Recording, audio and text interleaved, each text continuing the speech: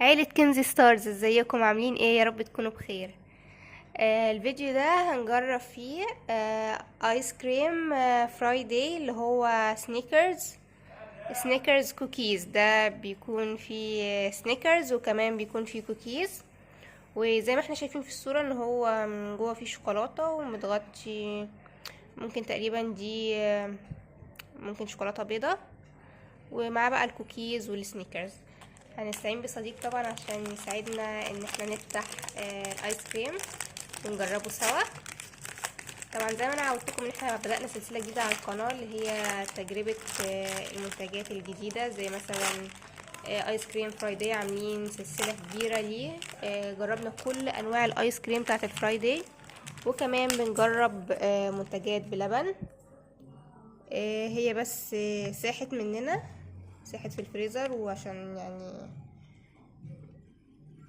فصل فترة كده وبعدين رجع اتجمد تاني وبعدين رجع ساح تاني. بس مش مشكلة الشكل، اهم حاجة الطعم. انا هدوقها معاكم دلوقتي واقول لكم طعمها عامل ازاي. يلا بسم الله.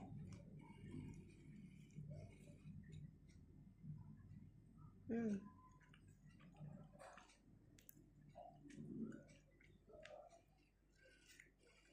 طعمها حلو قوي. طعم الشوكولاتة من جوه حلو. الايس كريم اللي بالشوكليت جميل، انا بحب اصلا الايس كريم اللي هو بالشوكليت. وكمان طعم الكوكيز معاه جميل. انا لغايه دلوقتي مش لاقيه اي طعم سنيكرز. الطعم اللي انا حاسه بيه هو ايس كريم بالشوكولاته وكوكيز والوايت شوكليت اللي بره دي. خلينا ندوق تاني ونشوف.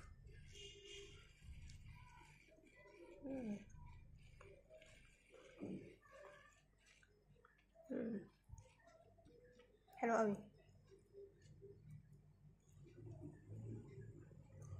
مم.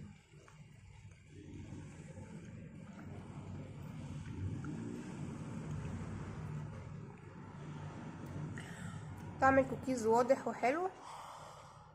حابه انوه عن حاجه، ان بالنسبه للايس كريم يعني وفي كوكيز هما كرما قوي في الكوكيز، يعني الكيس طعمه واضح حلو قوي. حاطين قطع كوكيز كتير اهي، بصوا زي ما انتوا شايفين على الوش في قطع كوكيز كتير قوي.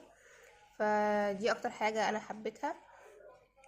الناس اللي بتحب الايس كريم بالشوكليت والكوكيز، وكمان يعني ايس كريم كده فيه اطعمه مختلفه، وكمان شوكولاته. يعني عشاق الشوكولاته يحبوا النوع ده من الايس كريم، انصحكم بشده تجربوه.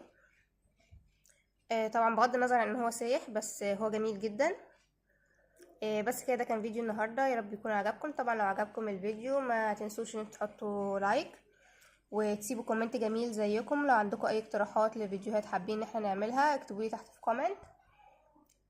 وطبعا لو انتوا جداد في القناه فاهلا وسهلا بيكم. دي قناه كنزي ستارز. لو حابين تنضموا لعيله كنزي ستارز ممكن تضغطوا على الزرار الاحمر اللي تحت الفيديو اللي مكتوب عليه اشتراك او سبسكرايب عشان تنضموا لعيله كنزي ستارز وعيلتنا تكبر اكتر واكتر. واشوفكم على خير ان شاء الله في الفيديو اللي جاي، وبحبكم بعدد نجوم السماء. مع السلامه.